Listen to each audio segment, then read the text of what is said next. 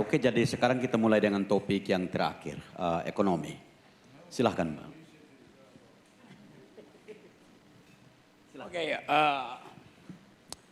ya tadi akhirnya kita melihat tesis dari Pak Senana bahwa politik itu selalu dimensinya global.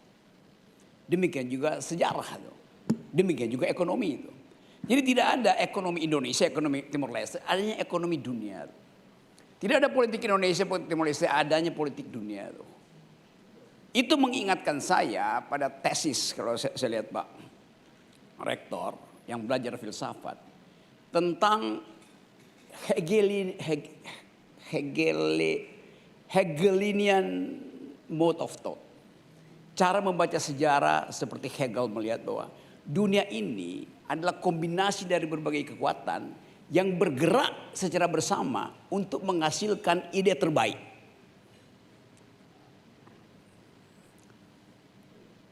Pada waktu itu Hegel menganggap bahwa demokrasi adalah ide terakhir yang akan menuntun perdamaian. Tapi kemudian orang seperti Francis Fukuyama mencoba mengulas itu. Ada Alexander Kujève yang menganggap bahwa iya, tapi partikularitas tadi masih berupaya untuk menggeliat. Tetapi kita berpikir di dalam sistem yang global tadi. Humanity adalah ide pertama diucapkan untuk mencapai perdamaian oleh Immanuel Kant. Immanuel Kant bahkan mempromosikan bahwa harus ada hukum internasional, hukum dunia yang dasarnya adalah humanity. Mengapa humanity? Sebab cuma demi humanity kita bisa bertengkar. Bertengkar artinya tukar pikiran. Prinsip Immanuel Kant, sapere aude, dare to think, beranilah berpikir. Jadi tetap Pak Senana membaca dengan tepat bahwa iya, Indonesia dan Amerika berkonflik karena ada jagoan di atas yang ngatur-ngatur. Entah itu kekuatan ekonomi, kekuatan militer, kekuatan ideologi. Ukraina juga begitu, Israel juga begitu. Jadi kita diajak untuk belajar membaca satu paket lengkap tentang politik ekonomi dalam perspektif sejarah global. Nah sekarang saya masukkan variabel baru di situ, sejarah bumi. Karena pada akhirnya orang akan menghitung mungkin dalam 20-30 tahun ke depan nikel habis, batu bara 15 tahun kita habis, minyak udah habis.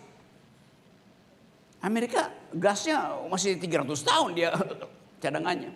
Batu bara di Australia dengan wattage yang tinggi masih dia simpan di situ. Apakah dengan kondisi itu berarti dunia tidak mungkin memperoleh perdamaian itu?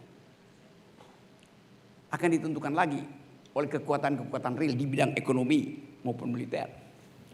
Tapi ide semacam ini menjadi konyol kalau kita menganggap bahwa course of the history akan berujung pada perang. Lalu kemampuan kita mengatakan bahwa saya bisa lo bercakap-cakap dengan Anda. Saya bisa bertengkar tapi saya bisa bercakap-cakap. Jadi itu bagian yang bagi saya kalau kita mau lihat ekonomi dunia hari ini, kita mau lihat ekonomi yang bercakap-cakap. Eropa juga gagal tuh. Eropa bikin sistem ekonomi tunggal. Tapi ada problem nasionalisme di situ. Kalau kita belajar ekonomi Eropa, satu Eropa itu diatur oleh satu bank sentral. Namanya Bank Sentral Eropa. Satu mata uang. Satu gubernur bank sentral. Ya, tetapi menteri keuangan itu ada 27. Di situ masalahnya. Mata uang, sinyal dari Bank Sentral Eropa ditafsirkan berbeda di Jerman dan di Yunani. Italia beda dengan Prancis menerjemahkan. Kan mestinya sama. Kenapa? Karena tadi nasionalisme ethnicity itu yang tadi disebut partikular itu tetap hidup. Itu soalnya tuh. Jadi kalau kita percaya pada ekonomi global itu, ya sekarang Asia berupaya lakukan hal yang sama tuh. BRICS berupaya untuk bikin satu mata uang. Tapi tadi diterangkan, iya BRICS satu mata uang, tetapi menteri pertahanannya beda-beda. Menteri ekonomi, menteri keuangannya beda-beda. Jadi ini problem, sebetulnya ini problem sejarah kita yang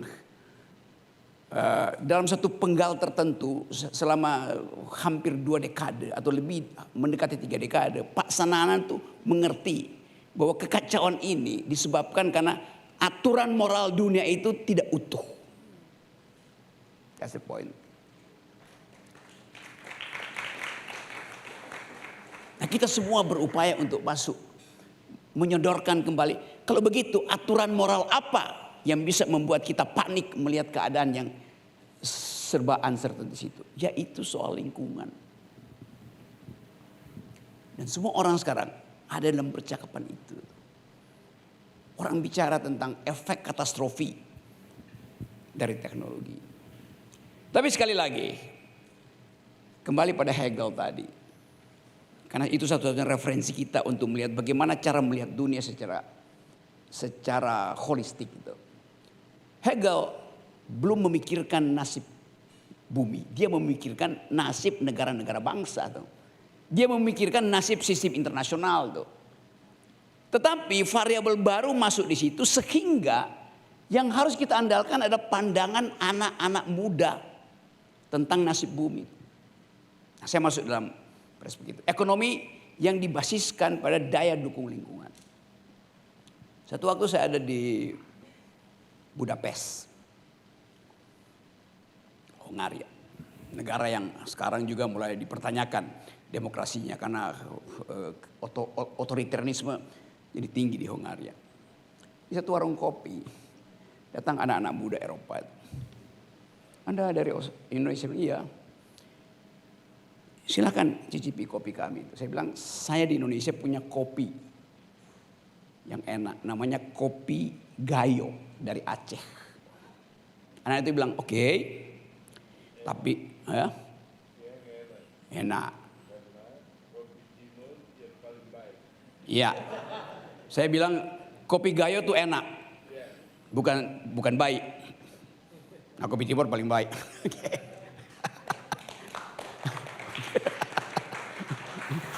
Enak dan baik beda. Lalu anak-anak itu tanya begini nih. Iya, tapi kami mau tahu Gayo itu apa? Saya terangkan Gayo itu pegunungan. Banyak bukit di situ. Lalu mereka bilang begini. Oke. Kalau kopi itu ditanam di bukit-bukit itu. Kata anak-anak Eropa. Pertanyaan kami. 10 tahun yang lalu bukit itu pasti hutan. Kenapa sekarang jadi kebun kopi? Berapa banyak pohon yang kalian tebang?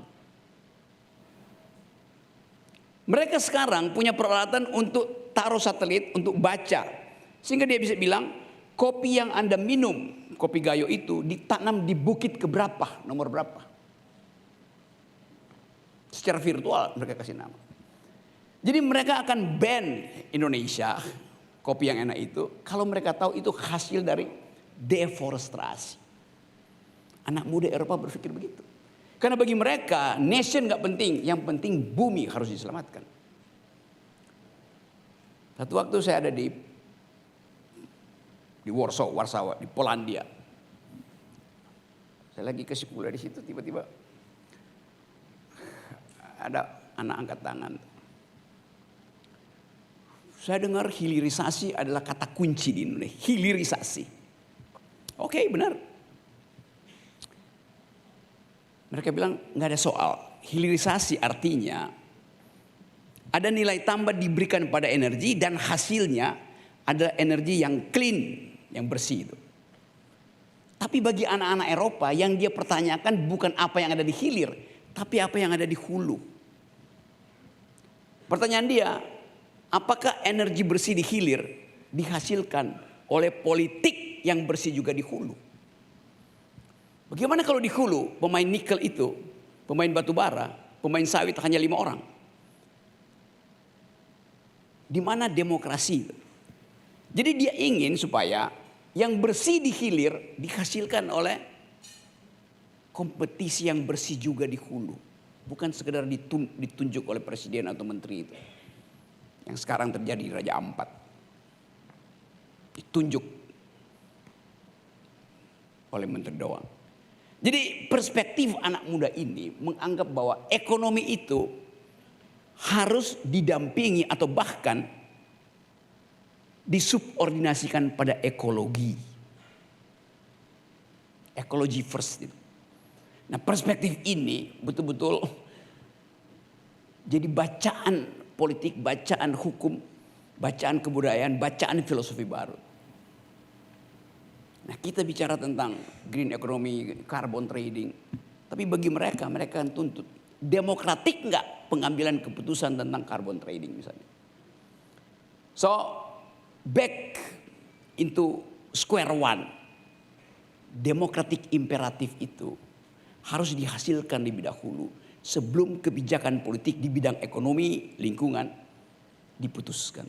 Dengan kata lain, di dalam satu komunitas yang demokratik, kita saling percaya bahwa polisi yang akan menghasilkan adalah justice, a just policy.